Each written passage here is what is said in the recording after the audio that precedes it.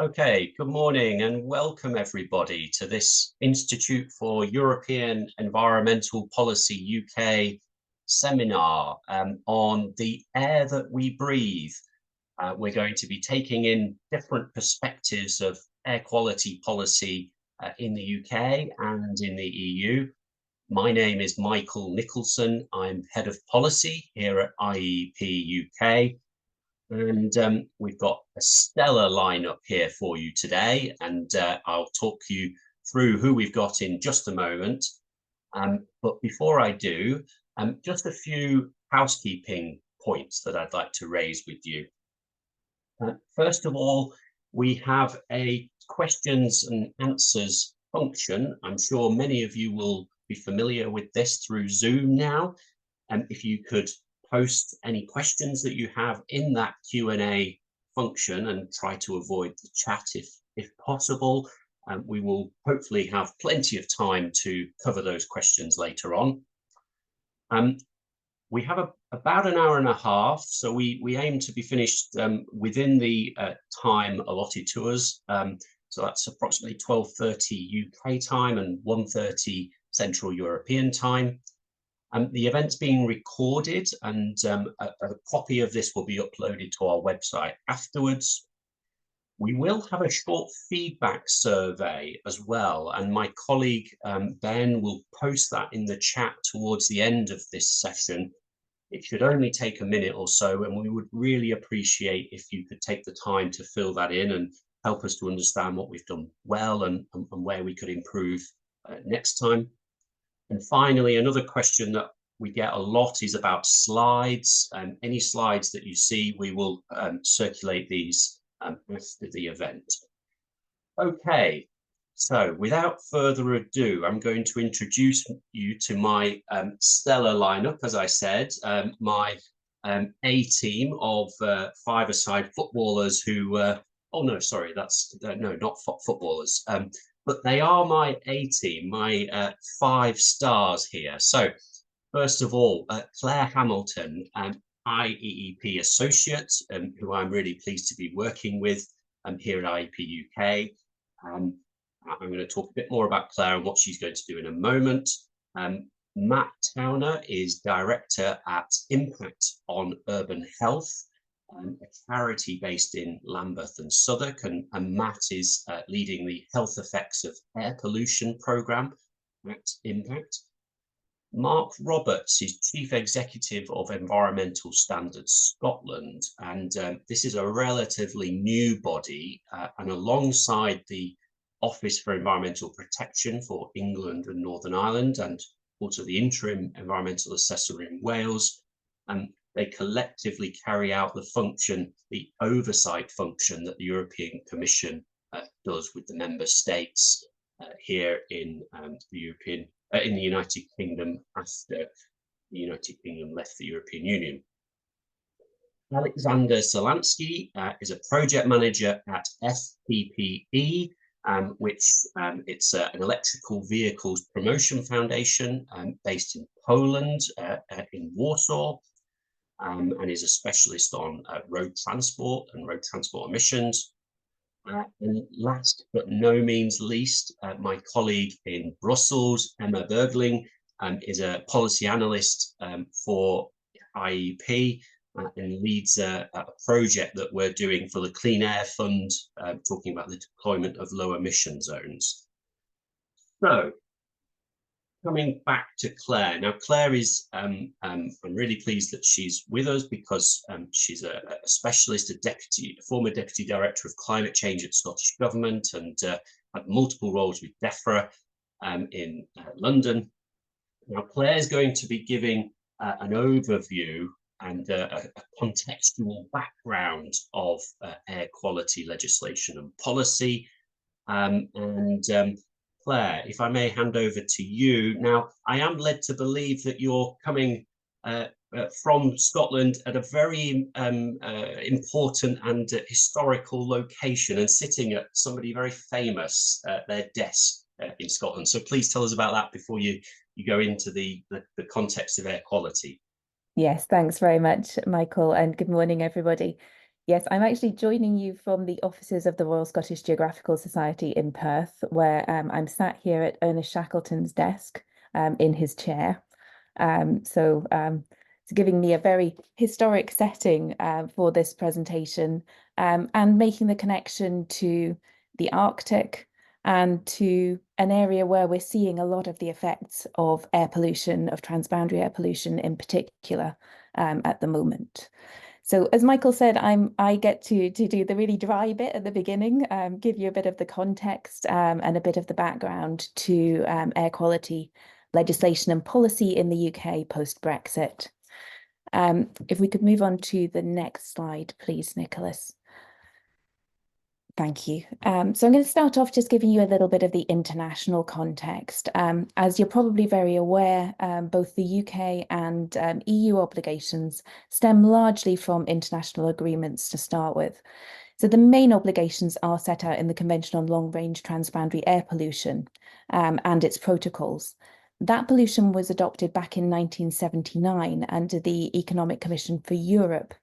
And the convention entered into force into 1983, establishing a system that lets governments work together with the aim of protecting human health and the environment from those effects of transboundary air pollution.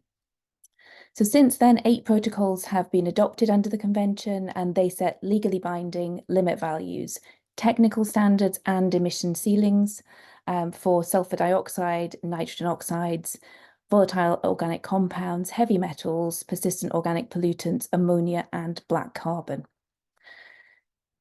Those have been implemented in the UK and in the EU, and we'll come on to those implementing measures in a moment. But in addition to those legally binding requirements under the convention, the World Health Organization has also established air quality guidelines, which provide global targets for national, regional, and local governments in their work to improve citizens' health by reducing air pollution. Now, those guidelines offer thresholds and limits for particulate matter, for ozone, nitrogen dioxide, sulfur dioxide, and carbon monoxide. So you can see there's a lot of crossover there in the pollutants. The WHO guidelines, though, are not legally binding unless they have been adopted by a country and incorporated into national law. What they're intended to do is to inform target setting at that national and local level. WHO guidelines were strengthened in 2021 and compared to the previous version, which is from 2005, the new guidelines notably lower the annual limit for particulate matter, specifically for PM2.5, which is the pollutant that is most harmful to health, and the guideline level for nitrogen dioxide. And both the EU and the UK, I think it's fair to say, are struggling to meet those more stringent targets. Next slide, please, Nicholas. Moving on then just to the EU context, very quickly, air pollution obviously is the #1 environmental health problem in the EU. We haven't talked yet about the issues that it causes. I'm sure you're all very well aware of these serious illnesses like asthma, cardiovascular problems, lung cancer, and vulnerable groups are the ones that see the impacts the most. Across the EU, figures from the Commission show that 300,000 premature deaths are caused by particulate matter alone annually, and at least 330 billion annual economic cost of air pollution.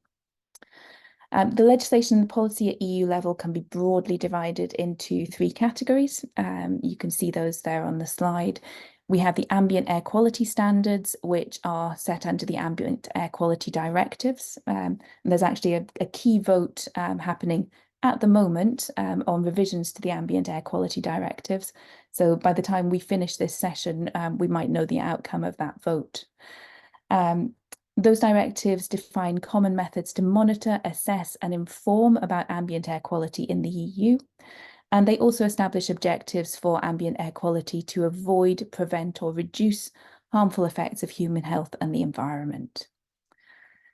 There are also national emission reduction commitments for 5 main air pollutants under the National Emission Ceilings Directives. That's for SO2, nitrogen oxides, non-methane VOCs, ammonia, and PM2.5.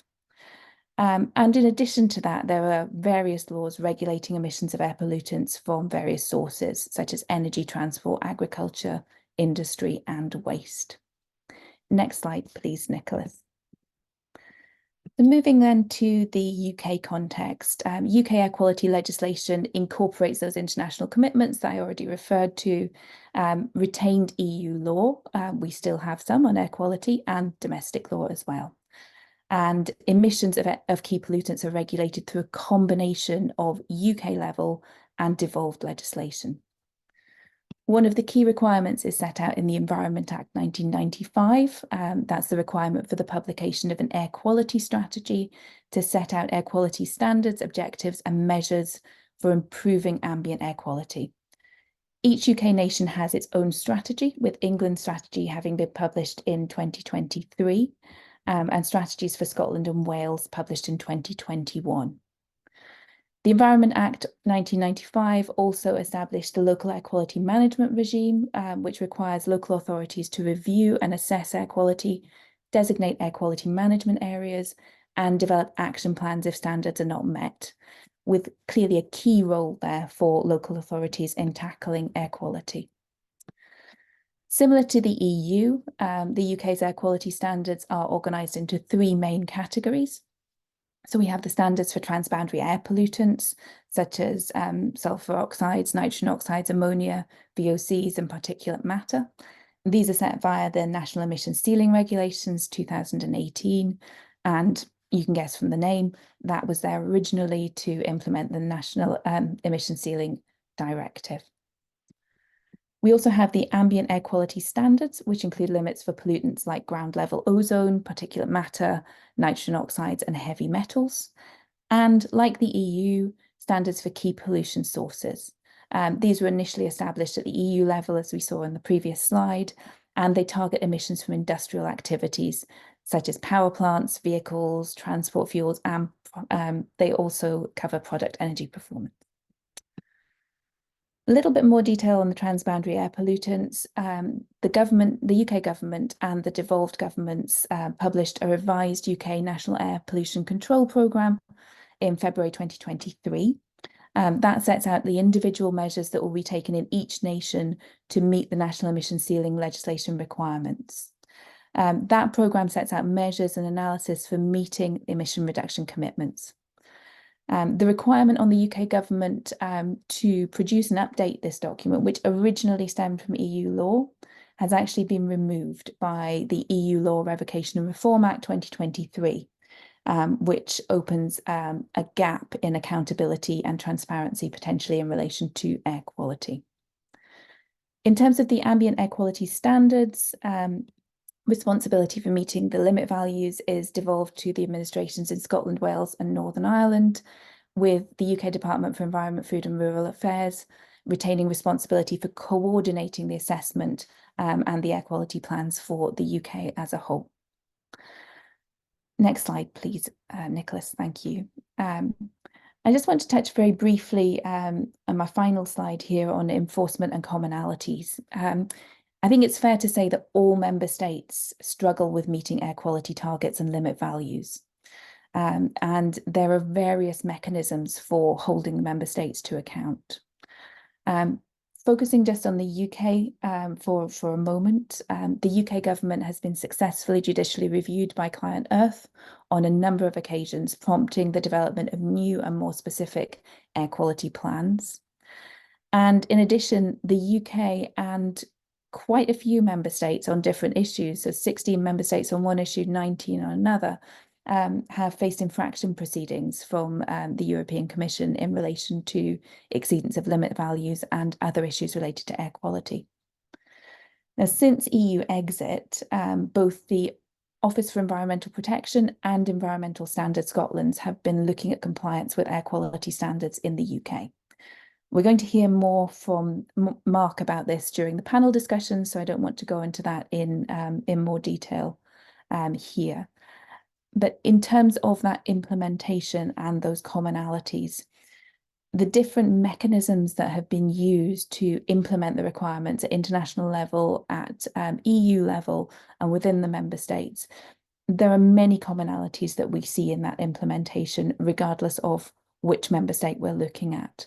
And we're going to hear again more about that from Emma and from Alexander during the subsequent presentations and during the panel discussions. I'm going to stop there on the rather dry context setting. Hopefully nobody's fallen asleep, and we'll pass back to Michael to move on to the other speakers to go into a little bit more detail on some of those aspects and what actually happens in practice on the ground. Thank you, Michael. Thank you very much, Claire. And that was a really excellent overview and context for us to understand where we are. I was particularly pleased that you mentioned that the revision of the ambient air quality directives is currently there's a vote taking place in Strasbourg at the European Parliament as we speak in this hour. So hopefully we'll be able to I can ask one of my colleagues to post whether or not that's been passed. We are expecting that revision to be passed as it is, but hopefully we'll be able to announce that during the course of today. And also I was really pleased that you mentioned about enforcement and compliance and infraction proceedings taking place across Europe, across the European Union member states, that it wasn't just the UK who has been struggling to implement fully air quality rules. It is something that's been going on for a long time and across all member states, and we all have much to learn from each other as we go about trying to put in place good policy measures to help improve our health. Now, talking about health, I'd like to bring in Matt Towner now to ask him to talk to us a little bit more about his work at Impact on Urban Health. Matt, as I said, is a director at a charity based in London, but in the boroughs of Lambeth and Southwark, but I think it's fair to say has an interest in air pollution across the city as a whole and increasingly across the country. And they're very interested in the health impacts, and particularly the inequalities that are raised as a result of air pollution. So, Matt, if I may ask you to provide your intervention now. Thanks, Michael. Can you hear me okay? I can hear you perfectly. Brilliant. So hi everyone, really pleased to be speaking today. For my talk, I'll speak a bit about who we are, firstly as an organisation, the health effects of air pollution and how those are really unequally distributed, and then to some of what we've learned about what solutions and policies are needed, focusing on those in particular from our work to influence businesses. So firstly, Impact on Urban Health is part of Guy's and St Thomas's Foundation. We're one of the largest health foundations in the UK. We take an applied approach. So we test solutions to complex health issues, working in partnership with others. And we focus our efforts on inner city London. And we work in areas that experience the widest health inequalities. In doing so, we seek to generate evidence and learning that can benefit people in cities across the UK and indeed around the world. And really through our work, we challenge health inequalities and help urban areas become healthier places for everyone to live. So that work covers social, commercial and environmental determinants of health, and it includes a 10-year programme on the health effects of air pollution, which, as Michael mentioned, I head up. So in terms of the health effects of air pollution, we know that toxic air is extremely dangerous and it poses a huge health risk. In the UK, it's our biggest environmental threat to health. More than 40 cities in the UK exceed World Health Organization limits for air quality, and it's a particular problem in urban centres like London. The health effects of air pollution are really significant, as I mentioned, and so it contributes to up to 43,000 premature deaths each year in England, and an increasing body of evidence links air pollution to conditions such as various cancers, lung and heart diseases, dementia, and strokes. And so it puts us all at greater risk of disease and ultimately shortens lives. So I think that sort of context on health is broadly quite well understood, and so I suppose a key part of our work is really understanding how those health effects are disproportionately felt, and how they disproportionately impact different groups within society and within inner London where we work. So one key, I suppose, learning is that exposure to air pollution is inextricably influenced by socioeconomic factors. It's not randomly distributed, and there are structural determinants that put particular groups, namely people of colour and people living in deprived areas, at disproportionately high risk of increased exposure to air pollution. As one of our partners, Global Black Maternal Health, have pointed out, even though people from Black Caribbean and Black African communities make up just 13.3% of London's population, this group accounts for over 15% of all Londoners exposed to NO2 levels that breach EU limits. And the Mayor of London commissioned a study by an organisation called IEEP, I think last year, which really showed how unequally distributed the air pollution exposure is across the capital. And I can share that later if that's helpful. And so the people who are most disproportionately affected by air pollution and the most impacted by policy interventions rarely have their voice heard by policymakers. So this is also a key focus of our work. And research by the Social Innovation Partnership has shown that research and policy literature in the UK often lacks authentic voices with lived experience of race and health inequality. And so there's a sort of key question about how do we amplify the voices of those affected and ensure they are heard by decision makers to lead to sort of genuinely equitable and effective policy making. So I suppose that's a bit of context on the health effects and their unequal distribution. Moving into solutions, I think sort of, obviously when you're starting with a geographical area, it's important to start with, well, what are the key sources of pollutions in the place that we're working? And in the UK, air pollution has multiple sources, including transport, industrial and commercial sources, as well as domestic burning. And in London, the major source of PM2.5, which is the most harmful pollutant for human health, is transport at around 36%, followed by industrial and commercial sources, including construction at 34%, as well as then domestic sources like wood burning at 26%.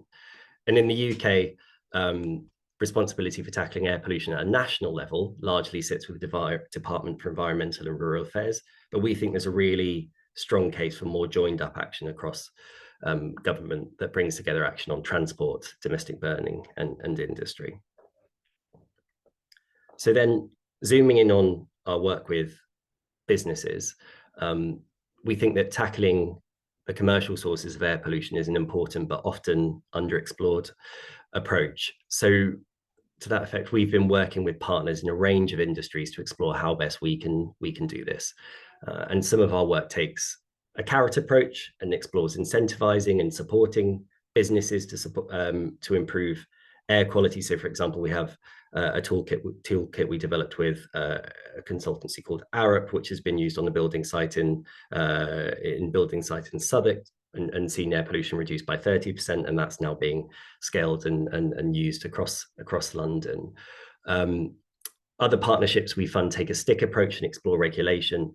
And perhaps surprisingly, we've found that often businesses in those traditionally polluting sectors, like construction, would welcome regulatory certainty from government to create a level playing field and a clearer pathway specifically for technology and investment. And And to give an example of one partnership, we are working with an organisation called Ricardo to develop a tool for business to report emissions, and that's now being piloted with businesses nationally. And we think that a crucial first step to reducing air pollution is accurately capturing emission footprints, which this tool allows. And so we're working with Ricardo to share that tool with national government and explore how businesses could be incentivized to track and reduce their polluting emissions. For example, by introducing a tiered business rates, a relief system that incentivizes businesses. The more they track and reduce polluting emissions that are harmful to health, such as PM2.5. Cool. That's the end of my presentation, Michael. So I'll wrap up and hand back to you. Thank you, Matt. That was really excellent. First of all, in adding to what Claire said about the horrendous statistics about the numbers of people that we know prematurely die, 43,000, you said, in England, a shocking statistic, and of course all the additional health effects as well. And thank you also for talking about the disproportionate inequalities that on different socioeconomic groups that we see who are affected by air pollution, and I will come back to that later. I would like now to move to Mark Roberts. Mark, if I may ask you to come in, my second star player, this time from Scotland. Mark, if you could talk to us a little bit about the work that you've been doing and some of the challenges that you've seen to try and nudge and prod and encourage improvements in air quality in Scotland. As I understand it, there are several challenges, but again, not unique to Scotland. These are things that happen all across Europe around governance and monitoring and enforcement. So please, Mark, if I can ask you to give your intervention. Thank you very much, Michael, and good morning, everyone. Delighted to be here. Thank you very much to IEEP for the invitation to be part of this panel. I'm going to speak fairly briefly, firstly about what ESS as an organisation is. Michael gave a brief overview in his introduction and explain what we do. And then secondly, I want to talk about the work that we have done to date around air quality. So firstly, who are we and what is it that we do? Environmental Standards Scotland was, as Michael said in his introduction, set up following Brexit to fill in part the environmental governance gap that was left once the oversight from the European Commission was removed at the point of which the UK left the EU. Again, as Michael made reference to, in England and in Northern Ireland, a very similar but slightly different function is performed by the Office for Environmental Protection, who we work closely with. And there are interim arrangements, which will hopefully become permanent arrangements in the near future in Wales at the moment. One of the most important things about ESS is the way in which we're set up. We are independent of government, we are independent of ministers, and we are accountable to the Scottish Parliament, both in terms of what we do and what we say. And for us, that independence is absolutely critical in our ability to oversee, to scrutinise and help the Parliament hold government to account. We have two main functions to do. We are here to monitor and investigate, firstly, public bodies, that's all public sector bodies in Scotland's compliance with environmental law, and that ranges from the Scottish Government at the top level, all the way through to individual public bodies such as the Scottish Environment Protection Agency, Nature Scot, and also, critically for the topic of air quality, all local authorities in Scotland. Secondly, we look at the effectiveness of the way in which environmental law is being implemented, and that includes international obligations that Scotland has. And so there are those two levels of what we do. We look at the compliance and we look at the effectiveness of implementation of environmental law. Now, environmental law is very broadly defined in the legislation that sets us up. It covers, obviously, as given this morning's topic, air quality, but we also cover biodiversity, water quality, waste management, climate change, and all points in between those topics. So a very broad remit. There are two main ways in which we can perform that function of looking at compliance and looking at the effectiveness of legislation. Firstly, we are set up to receive representations from individual members of the public or from organizations or communities who can come to us with concerns about the way in which environmental law is being implemented. And we will consider whether or not to follow up with further work on those representations. And secondly, we can decide proactively, based on our own work, to do our own investigatory work, our own analytical work, to assess whether or not there are concerns about environmental law. Now, I'm going to talk about two pieces of work that we have done to date on air quality. We are a relatively new organisation. We've been in existence for 2.5 years, so the new characterisation is perhaps getting a little old. We're perhaps a young organisation now. But I'm going to talk about two pieces of work that we have proactively chosen to do on the basis of our own work and our own sense of what's important. So before I sort of talk in detail about these, I just want to kind of set it in context that air quality in Scotland has improved considerably over the last few decades. And the sort of the context that some of the challenges we're talking about are shared with other parts of the UK and other member states and member states of the EU is absolutely kind of critical context to this. And that's kind of the backdrop I just wanted to set out before embarking on describing what we've done. So first of all, at the point of EU exit, there was an outstanding ECJ case relating to systemic and persistent exceedances of nitrogen dioxide levels. And we decided, as part of our very first sort of major piece of investigatory work, to examine how this was manifesting itself in Scotland. And we concluded this piece of work in September 2022. We made 6 recommendations to the Scottish Government to try and address what we saw as systemic weaknesses in the system of air quality management in Scotland.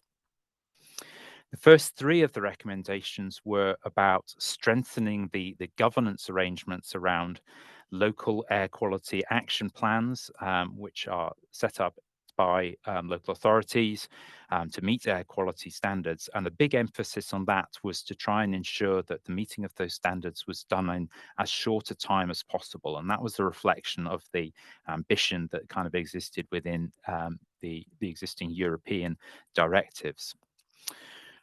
The 4th recommendation was about strengthening the role of the Scottish Environmental Protection Agency in overseeing the performance and effectiveness of the system of air quality monitoring, and where necessary, taking enforcement action to do that.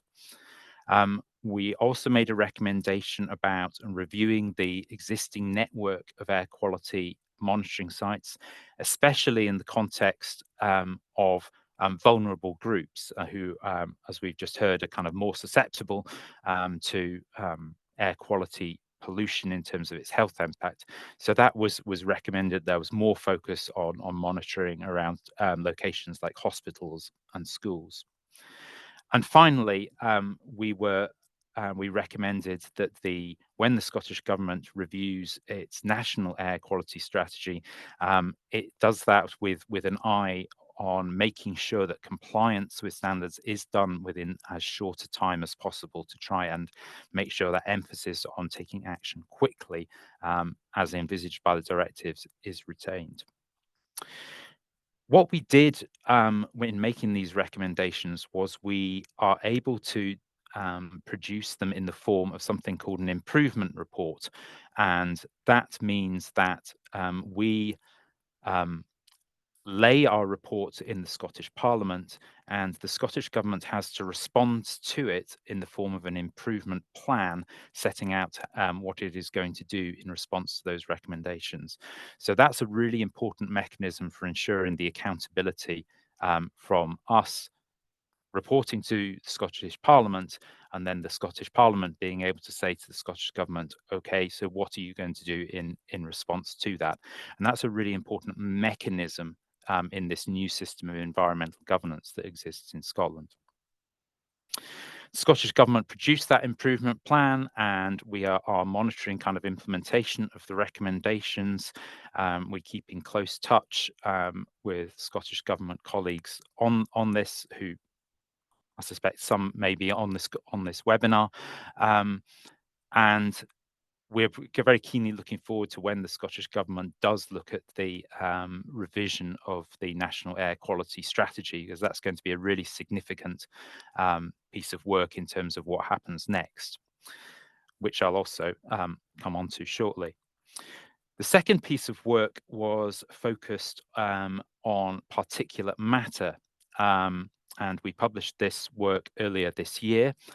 And it was really driven by, as Claire mentioned in her intervention, the new standards that had been recommended by the World Health Organization in 2021. And we are recommending very strongly that the Scottish Government takes into account those revised standards and the new evidence on the health impacts that particulate matter, in particular PM2.5, have when it is reviewing its strategy and reviewing its targets. It's also important to note in the European context that the Scottish Government has committed to maintaining alignment with European Union policy and legislation where it considers that appropriate for Scotland. So obviously the vote, which is currently going on in Brussels at the moment, is really critical in terms of that commitment and what happens next in terms of air quality standards. What the report found was, again, as Claire mentioned, that the new World Health Organization guidelines were going to be really hard for Scotland to meet. They are very stringent, they are very, very demanding, and would require a really significant step change in how we approach air quality management. Part of that would also involve starting to look at, as Matt suggested, sectors beyond the kind of existing focus that there has been on the transport sector. Also, as previously mentioned, we will need to look at other areas, whether it's industrial and commercial sectors, residential burning, agriculture being another area which would merit considerable focus if we're going to try and tackle some of these and approach these really stringent guidelines. Finally, just to sort of put some more context into this, low emission zones are being established in 4 Scottish cities. There is one in place and being enforced in Glasgow at the moment, and the remaining 3 in Edinburgh, Aberdeen and Dundee will come into force at the end of next month, the start of June. And I think it's fair to say that there have obviously been some challenges, some public concerns, some pushback against the certainly the Glasgow one. It remains to be seen how long that will persist. It is still, I think, quite early days. And it is also quite early days in terms of being able to determine whether or not they're having a demonstrable effect on air quality. We'll look at the 2023 data when that's released, but being realistic, it's going to take a good few years for us to be able to see whether or not there is a longer term trend and in terms of whether or not those LEZs are having an effect. And also, we are still kind of recovering from the pandemic and sort of getting back to whatever normal is in terms of traffic behaviour and traffic flows. So, Michael, I'll stop there and hand back to you. Thank you, Mark. Excellent. I really appreciate that, and quite a lot there that I hope we can come back to in the chat shortly. You mentioned several important points there. One that I just want to pick up quickly, and it was relating to agriculture. Now, my next two speakers are going to be talking quite a bit about transport and low emission zones, but agriculture and emissions from agriculture are obviously quite a big source of emissions, and there is a recent study by University College London about the spread of fine particulate matter and how ammonia combines with particulates to really affect the urban areas as well, and this is an issue, and I think my colleague will put the link in the chat shortly. Yes, so next up in terms of my star spangled lineup, I've now got a Polish superstar, Alexander Szalański, from the Electric Vehicles Promotion Foundation, who's going to talk to us about the work that he is doing to support the government there to implement a low emission zone in Poland. And he's got a presentation that I hope you can now see on screen. So over to you, Alexander.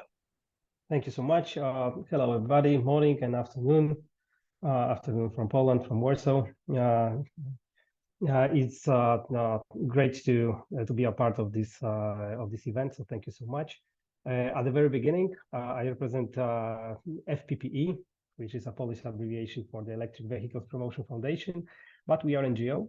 We are, I said but because we are quite often associated with a different kind of organization. But we are classical NGO. We live from grants from the European Climate and Environmental Foundation, like ECF, European Climate Foundation, or London-based Clear Fund.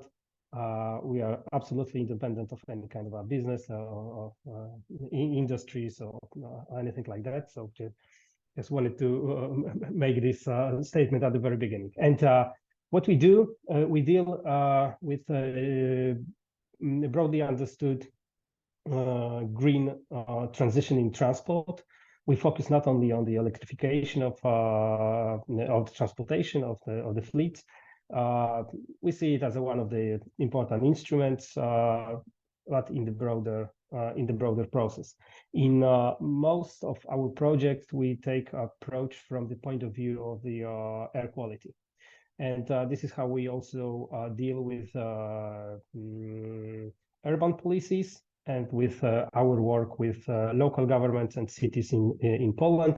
And today I would be happy to share with you a couple of thoughts about the process of the implementation of the first low emission zone, the first that would be operational, first low emission zone in Poland. It's a zone in capital in Warsaw. Next slide, please. So in terms of the air quality and the next one, we'll come back to this one in a second. Yeah, I mixed it a little bit in my presentation. Yeah, apologies. In terms of air quality in Warsaw, it's not great in generally, but it's getting better. It's getting better. Warsaw, to be honest, it's doing quite a lot in recent years under the leadership of our newly elected mayor, Rafał Trzaskowski. I said newly elected because 2 weeks ago, well, yeah, 2 weeks ago, we had a local elections in Poland, and he stayed as a mayor of Warsaw for his second term. If you are not familiar with this name yet, I think you probably should. He's the next president of Poland, the most probably. and he's a quite strong political leader. And this is one of the reasons why this whole project in Warsaw was possible. So as I mentioned, it's getting better in Warsaw. Warsaw did quite a lot in terms of reduction of emissions from housing, from exchanging heating sources in houses in the city, which were the primary source of the emission in the city a couple of years back, and it's the most important source of the air pollution generally nationwide in Poland. And currently, transportation becoming one of the key issues to tackle in Warsaw. It's the second source of emission just after the industrial activity. I wanted to show you two graphs here. You can see it's once again, it's not the graph I wanted to put it here, but let's focus on this one on the right with particulate matter 2.5. Yeah, as you may see, in a couple of last years, they're getting a little bit lower, sometimes below this this norm. The same applies to NOx's. I'm sorry, I will share the proper version of the presentation after the event, but in generally the nitrogen oxides, which are obviously crucial if we're talking about transport, they also getting down a little bit. They are sometimes a little bit above the norm, sometimes a little bit below the norm. Generally, it still exceeds the annual concentration, average annual concentration norm. But as you mentioned already a couple of times, this is probably in very soon old norm. So it's an old norm from the old directive and old, I mean current, but hopefully soon it will be old norm in terms of those annual concentrations of NOx's, and the same applies to particulate matters 2.5. I'm talking, of course, about the already mentioned couple of times new ambient air quality directive, which will introduce the new norm. This new norm for NOx's would be 2 times lower. Instead of 40 micrograms annually, it would be 20 micrograms. So those graphs would have to be obviously seriously amended, and the fact that officially we are somewhere around this green, this red line, in fact, doesn't mean a lot, especially when we remember the WHO guidelines, which, if I'm not mistaken, in terms of NOx's, it's 10 micrograms annually, so 4 times lower than current official norms in Warsaw. May I ask for a previous slide? Yeah, this previous one. Yes. Apart from the official information about the air quality and the concentration, what Warsaw did, what in the process in which we also supported them, it's the research of the actual emissions of the cars which are on the roads in the city, and this is the research done with the ICCT by Warsaw a couple of years back, and you may see how the real emissions exceeds those Euro norms in the real life situation. On the left side, you see the norms for NOx's, yes, and on the right for PMs. But I wanted to underline this red line on this left graph. And these red lines, those are the official those are the official values determined by the regulations, so official Euro standards.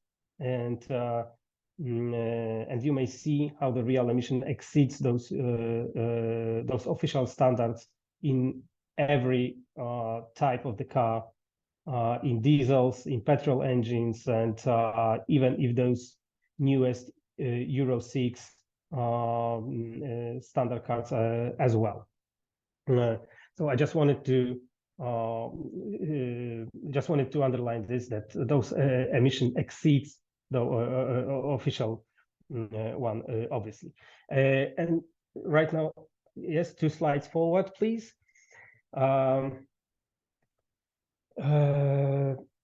As I mentioned, Warsaw have a quite a strong political leadership and quite ambitious green agenda. As I said, a lot of things already been done, and to be honest, the plans are also quite ambitious. This is an example of those long-term strategies in terms of the transportation in city of Warsaw, so-called project of the new center of Warsaw. This is a quite flexible idea of the renovation, reconstructions of the main roads in the city center.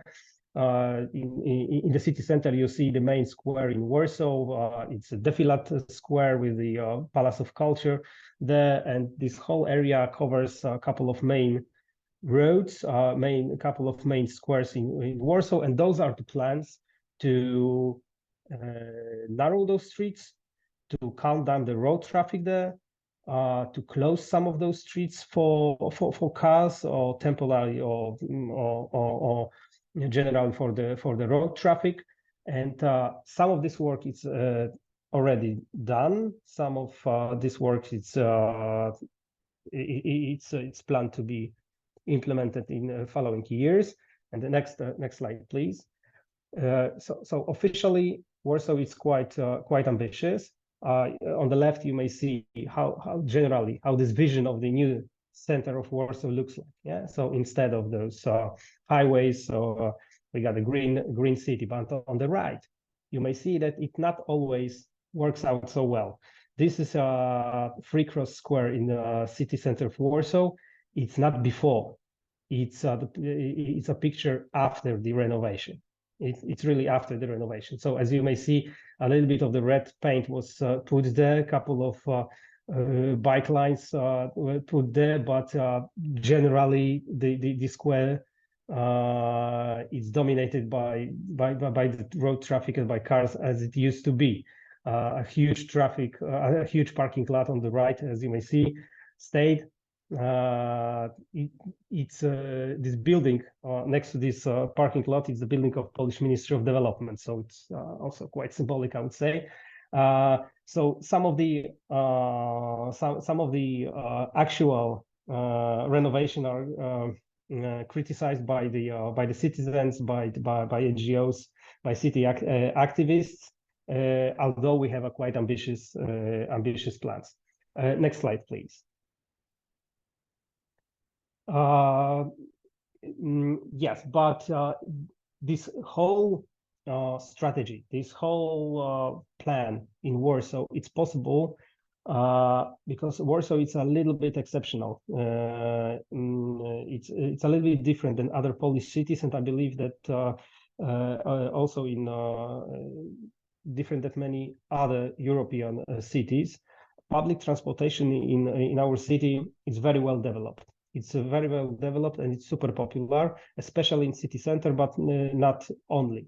Here you may see the research results of the research done by the official research by the city of Warsaw, done by the city of Warsaw, and you may see that the public transportation is the most popular way to move around the city.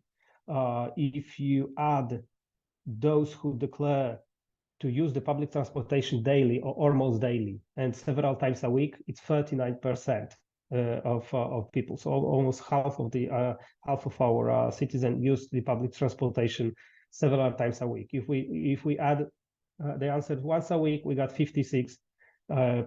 And if you look at this third from the top, this third line on the right side, there is a 28% of people who declare that they never use a car as a driver.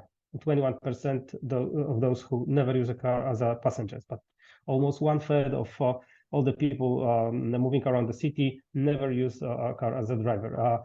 Next slide, please. Alexander, may I Yes. give you a 1 minute warning? Yes. Thank you. 1 minute already. Yes. All right. Thank Let's you. do so. Let's do so.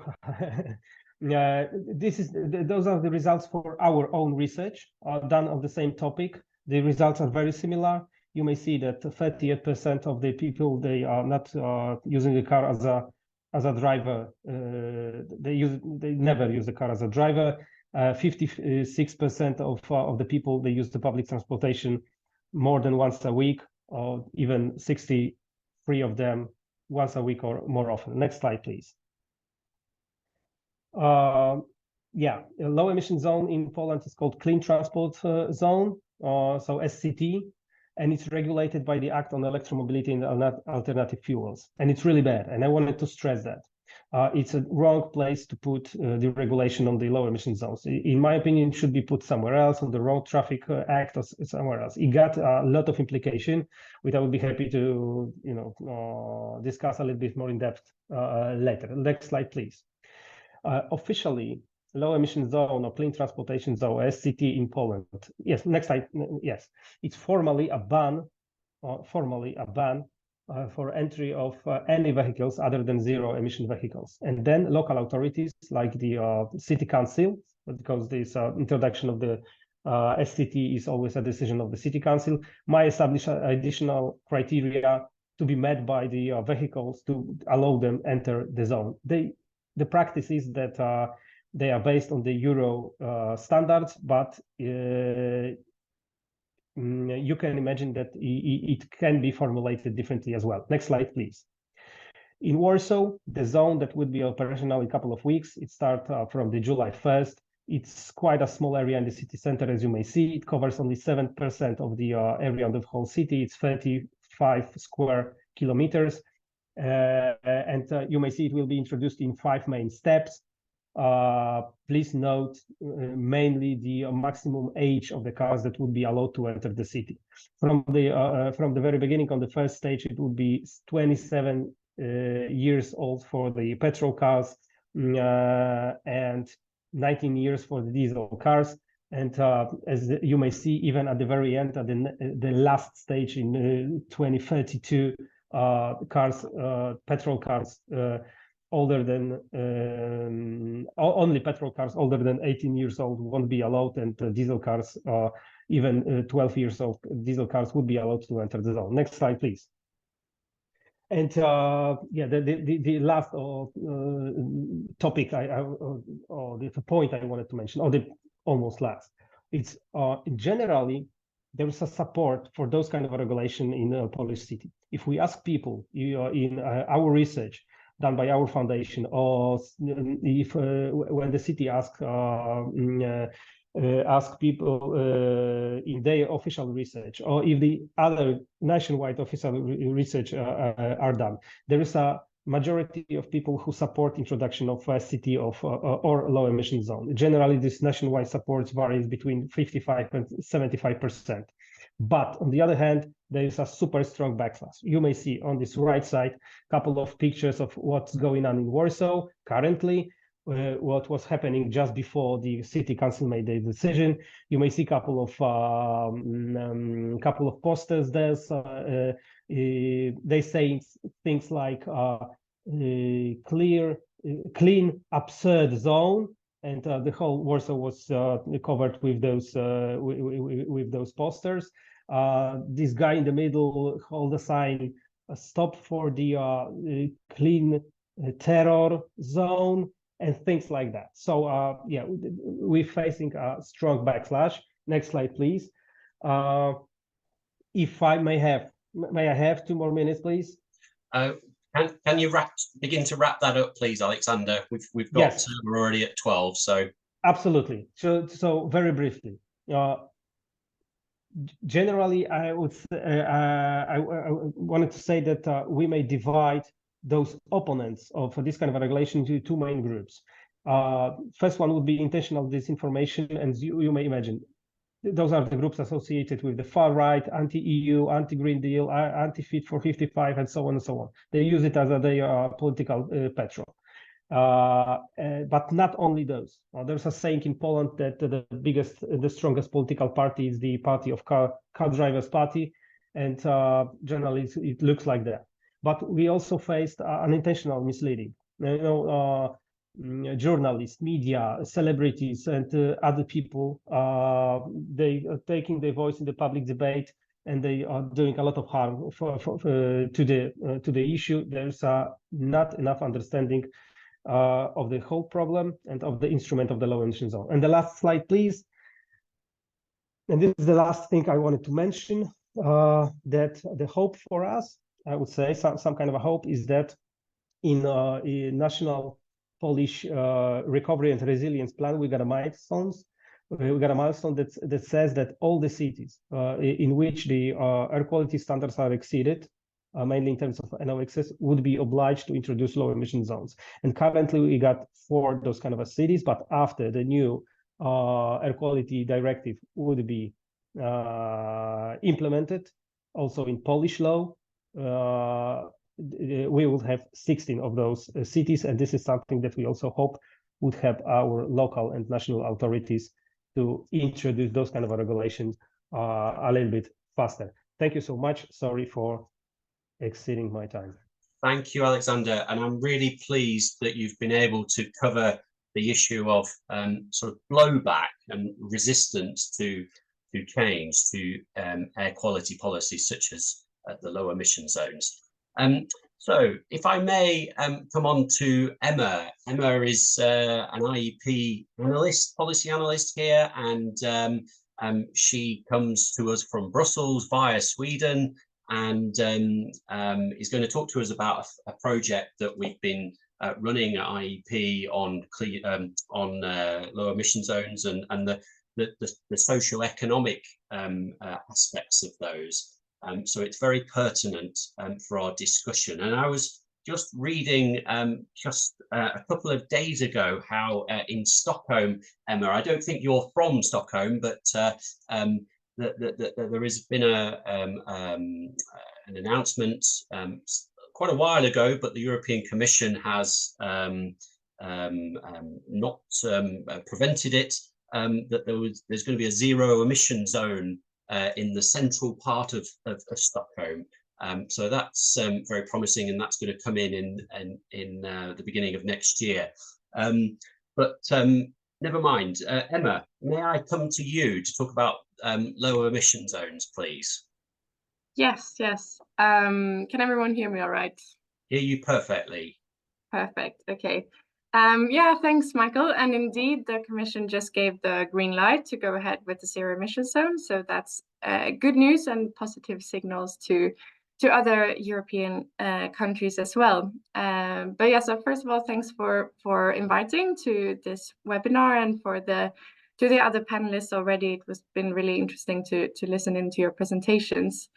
So as you said, Michael, I'm in the Climate and Circular Economy team at IEP, and I will give a brief overview of this project that we are doing on social aspects of low emission zone that's funded by the Clean Air Fund, and we're kind of in the middle of a project. So I'll share some initial findings of where we are now. So next slide, please.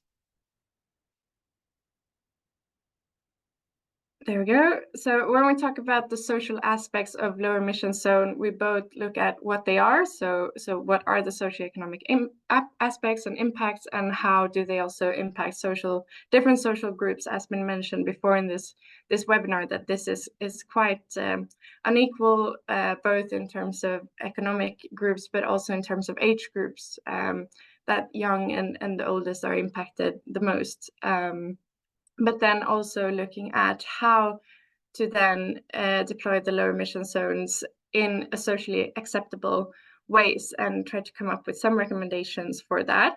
And we're doing this by looking into 5 case studies that were chosen to represent some different European contexts, both geographically and socioeconomically So we've chosen Stockholm, Sofia, Milan, Brussels, and Warsaw. And yes, just received the news now that the vote on the new AQD passed, so that's good news. And then also with this project to see how low emission zones can support the implementation of the revised ambient air quality directive. And we'll publish a research paper in the summer. So next slide, please. So I've started looking into Stockholm of natural reasons because I speak Swedish, so I'll share some initial findings from the Stockholm case. And you can see here that Stockholm has 3 low emission zones actually. The first one was implemented already in 1996, and that's marked by the red boundaries around, and that's basically the whole city covered by this low emission zone. And it's been successively strengthened the demands for the vehicles within the zone. Some streets in green are exempted. And then we have the second low emission zone that was implemented in 2020 at Hornsgatan in orange.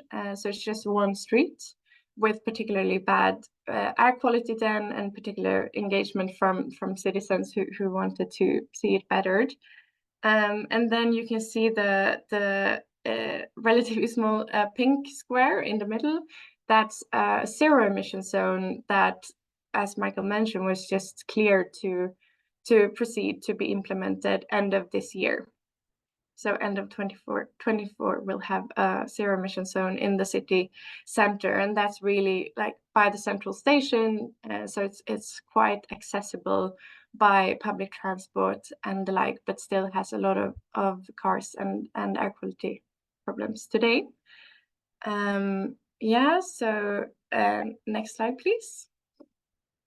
So what I found really interesting with the Stockholm case, we've interviewed the people working with the implementation, is that Stockholm has a citizens panel with some 4,500 members and with possibility to be consulted on the city's development. So in general, not specific to low emission zones, and anyone living in Stockholm can join this. And it's from 11 years old already till how old you want to be. And it's anonymous participation, and the project managers for the zero emission zone, so the one to be implemented end of this year, made use of this and sent out a survey about the zero emission zone and what these Stockholmers thought, and received roughly 2,700 answers on that. So some findings from this, next slide, please, is to the question if they will be positively or negatively affected by the zero emission zone. We can see that some 36% thought they would be very positively impacted, 19% somewhat positively, and 18% neither positively nor negatively, which makes up about 75% on the neutral or positive side, whereas we have 11% being somewhat negatively affected and 13% very negatively affected, with 3% I don't know. So yeah, we have both opinions, but a majority positively affected. Next slide, please. So what are then the positive and negative impacts that people foresee? And quite unsurprisingly, the biggest benefit people see is cleaner air, followed by less traffic, less noise, and with the opportunity to exemplify other impacts, they brought up less climate impact, better traffic safety, and an improved city environment. And going into the negative impacts, so next slide, please. It's that people see that they will need to take detours around the zero emission zones. It will be more difficult to drive to the city, and the old town. So the old town was included in a wider proposed zero emission zone in the beginning, but it was then shrinked only to the city. So that's why the old town is mentioned here. And that it will be too expensive to transition to a car that is approved in the zone. And other examples here is that they're dependent on a car to get around. They are foreseeing increased traffic outside the zone, and that it will be a negative impact on stores and restaurants within the zone. And two don't know. So yes, I would really recommend looking into the full study, where they also go into a bit more on the demographic aspects and what different groups found positively and negative impacts, etc. It's in Swedish, but the link is in the slide, and I think Ben can also share it so you can translate it. And if we go to the next slide, it's also important, I think, to mention that there are exemptions from all low emission zones and zero emission zones in Sweden. That's determined by national legislation. So police officers, sick people, transportations, emergency services, veteran cars, prison and probation services, armed forces, and several exemptions for people with disabilities are in place, which has been a lot of concern about, but yeah, these are in place. And if we go to the next slide, just to share some emerging recommendations from these initial case studies, is that this type of good governance is really key. And it was quite fascinating to hear from the Stockholm employees how much resources and efforts they spend on actually engaging with citizens. So apart from this citizen council consultation, where they reached out to these 4,500 people, they have a dedicated employee simply for, not simply, but only for the stakeholder engagement. Noted, Michael. And also did extensive outreach. They sent mail and post to all citizens living within the zone, and with direct contact information. So to actually book Teams meeting or physical meetings to talk about their specific concerns, and then address these. And also talk to industry, talk to the businesses within the area to see their concerns, and then try to match them with the transport companies that had the solutions, which turns out they are quite ready to transition to fully electric, or for heavy vehicles, plug-in hybrids are still allowed. So it's also important to listen wide, because the representative organizations for businesses have raised a lot of concerns that might not necessarily reflect the concerns of the business within the zone. So it's also to speak to a wide range of stakeholders, and actually the ones that will be implemented, that turned out to be quite positive ones. Concerns were addressed. But that it is contextual. It varies between like the problems are contextual, and so are the solutions where it will be effective. And it's not a silver bullet, but can for sure help with the air quality. But it's also, the acceptance is very important with complementary measures, so that you don't take away the option to drive without having public transport or other options in place. So it's a part of a package, I would say. Yes, so next slide. It's just thank you for listening, and please reach out via email if you want more information, or to receive the when we publish the final publication. So thank you.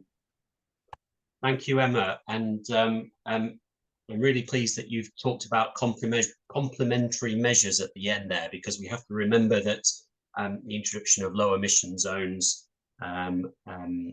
might not help with decreasing nitrogen dioxide emissions, and it may not solve the problems altogether, because there's also particular matter pollution from congestion and tire and brake wear and things, and there are lots of other things that we can do. And I did want to ask about that in a moment, but before we do, I'd like to come back to some of those presentations. Matt, if I may start with you. You talked about the disproportionate effects on different socioeconomic groups, and that's been echoed throughout. Mark talked about the need to monitor at hospitals and schools, but other groups obviously, or not obviously, but the data and evidence suggests that there is an unequal distribution of effects. And you talked about how we amplify voices to help people to tell our agencies and government what is happening in their local areas. How do we, can you sort of talk to us about some examples that you found of ways in which we can help people to voice their concerns and their issues from their local areas? Thanks, Michael. So yes, I guess this has been a focus of our program for the past sort of couple of years, and so we spent quite a lot of time trying to understand resident views on air pollution and the types of kind of solutions that they would like to see, and we now have a set of partnerships that focus quite heavily on engaging residents locally within Lambeth and Southwark, with a focus on people living in lower, sort of more deprived areas, and from minoritized communities as well. And we found, I think, that people really do care about air pollution when they're engaged. They care about whether, you know, their children are in hospital and they're experiencing asthma attacks more frequently. They care about the quality of their local places, and you know, we know that's true from other projects we fund across the UK, and you know, access to green spaces and what have you. So I think we're learning about kind of how to communicate effectively, how to engage residents, which is really pleasing. We are at the point now of trying to sort of then try and use and sort of support some of that momentum to gain policy traction. So a couple of good examples of where that's happened. So Mums for Lungs is an organisation in the UK that started locally. We've supported to develop over the years. They now have really clear policy asks around wood burning and different things. They just had a win yesterday in Manchester, where Manchester's agreed to support their asks, and they work really closely with parents in local areas. Children have been sending letters as well to Sadiq Khan recently, and he's referenced that, and so that kind of local campaigning can be really effective. And the other sort of clear example, and a really fundamentally a really tragic one, is the Ella Roberta Family Foundation, which is Rosamond, the mum of Ella, who unfortunately died from air pollution. And she's the only person where their death has been directly attributed to air pollution. She's been campaigning for a few years now, and the support that she generates based on her personal tragedy and kind of the emotional effort that goes into campaigning on that daily it's hugely impressive. Thanks, Matt. So am I right in thinking it's also partly about education and information? I'm sort of thinking that of one particular measure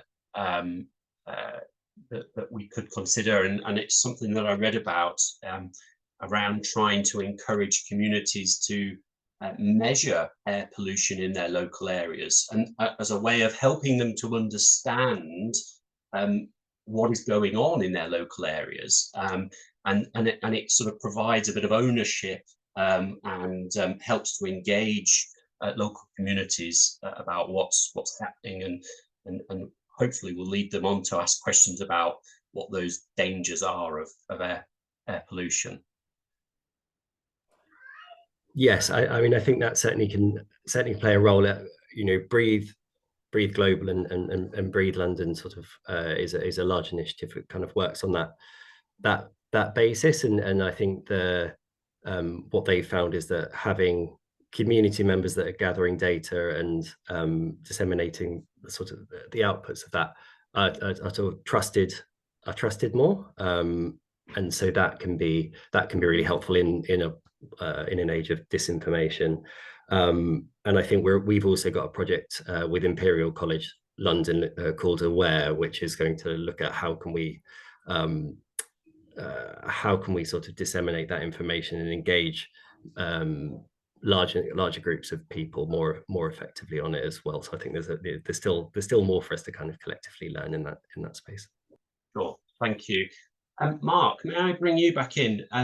I wanted to follow upon quite a few things, and we're running a bit out of time, I'm afraid. But I mean, just sort of zooming out a little bit. I mean, you've obviously conducted these investigations in Scotland, and I suspect that you know, the things that you found are not unique to Scotland. That, you know, that some of the challenges are replicated all over Europe, not just in the UK more broadly.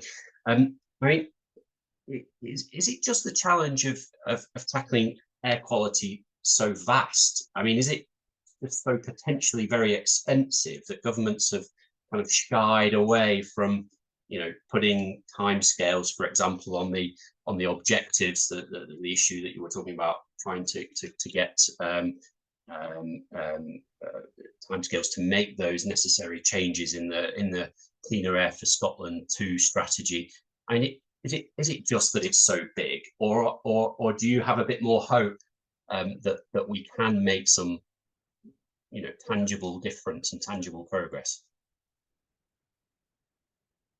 Off the out of the webinar for about 30 seconds there, so missed I think the crux of your question. So I was wondering whether you could, I know we're short of time, but briefly repeat it. Yeah, of course, no problem. Is the challenge of air quality and air pollution just so big? You know, it's governance, monitoring, enforcement, and it's potentially really expensive to put in place a lot of these policy measures. Is it that governments have shied away from it because it is so big and so long term, or is it a bit more hopeful than that? And there are things that we can do, you know, in reasonable timescale to make changes. I think I'm more optimistic than that. I think just echoing sort of some of the things Matt was talking about, is my sense is that there is much greater public awareness and understanding of the risks that poor air quality poses than there were previously. Air quality has, to me, always felt slightly the poor relation in terms of other aspects of environmental policy for quite a long time. But I sense that's changing. I suspect and I hope that today's vote will have an effect on that. I think the new World Health Organization standards that we've mentioned should also have a bit of a galvanizing effect in terms of realizing that what we now know in terms of the medical science, in terms of how severe the impact can be on both morbidity and mortality. So I think there is sort of a greater public interest, public awareness, and that will feed through into, I hope, political action and policy change to pursue that.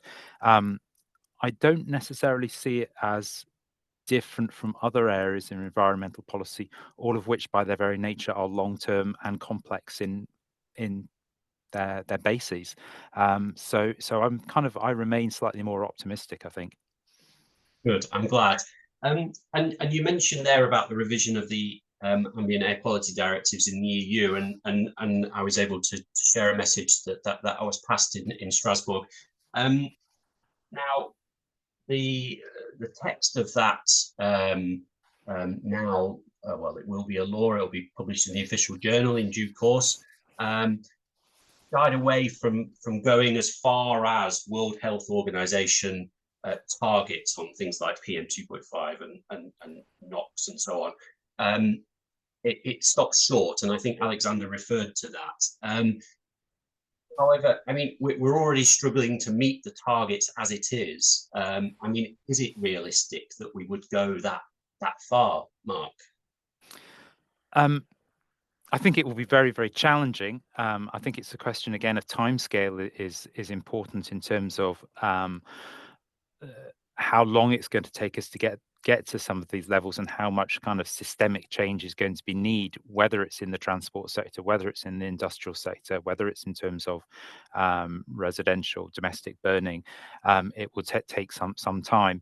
The World Health Organization standards are incredibly demanding, and whether or not those are realistically achievable, I'm slightly more skeptical of.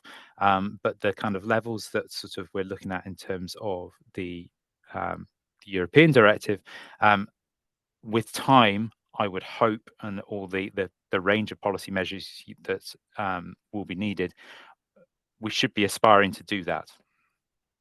Thank you, Mark. I noticed some questions from Simon Ray Scott, and we'll come to those in a moment. Alexander and Emma, I just wanted to talk to you about other complementary measures to low emission zones. I mean, have you looked at other things, you know, lower speed limits and bus-only low traffic zones, and ways to prevent idling of car engines around schools and hospitals and things, or spatial planning reforms? Are these things that you're also looking as part of your work to help reduce pollution in those really critical areas? Okay, so nod from Alexander, so maybe I'll start there. Yeah, we're mostly looking at not like complementary measures to like other measures to improve air quality, but rather complementary measures to the low emission zones for social acceptability. So, for example, you could subsidize public transport. You could make cycling roads a lot better, and also relate to other environmental targets, like, for example, you might not want to just pay people to switch car and buy a new one, but can we maybe convert cars where needed, and how can we also change travel patterns, etc. So it's more about those measures, which has there's a lot of things to do there, and that also cities are doing, and also in finding the right locations to match the air quality, the people who are there, and also the accessibility through other means. Like for the zero emission zones, it's one of the most accessible areas, like I said, with public transport. So, and quite horrible to drive in, to be honest. I've done it myself, and it's a nightmare. So yeah. Thank you, Emma. Alexander, did you have anything to add there? Yes, I mean, apart from all those policies, urban policies that you mentioned, which of course we do support, and I think it's obvious that low emission zones should be supported by those kind of urban policies, like narrowing the street, calming down the road traffic, parking policies, and so on and so forth. I would like to mention 2 points. First one would be the education and information campaigns, because probably not only in Poland, Poles love cars, and what they struggle with is this mental change, and the change of their behavior and of their habits, and it takes time, but we have to work on it. And the other thing is are the regulation of the central level, which also should be, I mean, cities should be supported by the central government. Central government should support cities, and those regulations exceeds those urban policies. Those are the regulations like reform of the taxes, for example, like the registration taxes, in terms of how owning a car and using a car would be expensive. Poland is one of the, I think, 4 countries in Europe that do not have those taxes based on the level of emissions. And owning a car and driving a car in Poland is quite cheap, obviously. On the other hand, we got the phenomenon of FCO, like the forced car ownership outside of the cities. People who drive to the cities to work, and this is also an important issue to address. I mean, how to help those people also to change their habits and their dependence on their private car. So the transport exclusion is something that we should not forget, but also horizontal policies, not always obvious, like for example, in terms of Poland at least, reform of the periodic technical inspections. That also helps people they also educate people, help people to realize that owning a car should be a responsibility for their own safety and the close ones and the environment. But it also helps to eliminate the most polluting cars. Here we're coming to something like a scrappage schemes on the city levels, on the national levels. This is also a big issue and a big topic to be tackled probably in Poland soon, because on the other hand, we cannot spend government money for people just to exchange their car for a little bit newer, but also still polluting. They need to change their habits. They need to change their this mental approach. And what's more, I believe it should be coordinated probably on the above the national level, because the countries like Poland, in the end, we may find ourselves in the place that all the old cars from the surrounding countries would come to us, and we'll pay people, for the scrappage that. So there's a number of horizontal policies on the national level as well, but I believe the most important is working on the mental change and change of habits in terms of the how the people move to the cities and around the cities. Yeah, thank you, Alexander. We have run out of time, I'm afraid, but just a few last comments. Michael Len in the chat there has just reminded us that there is still the council needs to approve the final text as well. And yes, it's not a given, as we've seen with recent bits of legislation. Simon Ray Scott in the chat talks about IEEP UK and holding the line on legislation, and this is related to well, what I want to say is that we've been doing some work on divergence in environmental policy between the EU and UK since the UK left the European Union, and I would urge you to check out our website on various reports that we've written on this. There are elements where the UK is decidedly falling behind, but in other areas not so. And actually, the fact that the UK now has some freedom to design new policy measures is using that. So so please check out our website. I'm going to wrap up now, just to say the link to the forgive me, the presentations and the recording will be on our website, and there will be a short survey, and if we could please encourage you to fill that in, that would be great. All I just want to say is thank you to all of my panelists and everybody who's tuned in. We really appreciate your time, and there's so much more that we can and could discuss on this topic, and no doubt this will continue rumbling on. We will also be writing in IEEP UK a short overview of the revision to the ambient air quality directives and how that makes a change, a divergence with what we've got here in the UK. So check out that.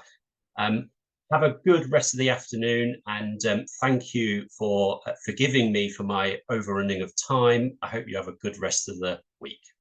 Bye-bye. Thank you so much. Thank you. Thank you.